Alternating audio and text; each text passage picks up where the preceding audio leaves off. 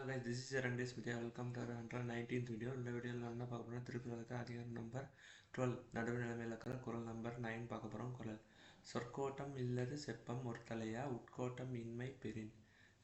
Repeating, சொற்கோட்டம் இல்லது செப்பம் ஒரு தலையா உட்கோட்டம் இன்மை பெறின். இதோட பொருள் என்னன்னா, ரொம்ப ஸ்ட்ரெயிட் ஃபார்வர்டாக ஹானஸ்ட்டாக பேசுகிறாங்கல்ல, எந்த ஒரு ட்விஸ்ட்டும் இல்லாமல். அதுதான் ரொம்ப உண்மையான நடுவு நிலைமை அப்படின்னா ஃபேர்னஸ். உண்மையான ஃபேராக பேசுகிறாங்க, எந்த பயாஸ்டும் இல்லாமல் பேசுகிறாங்க.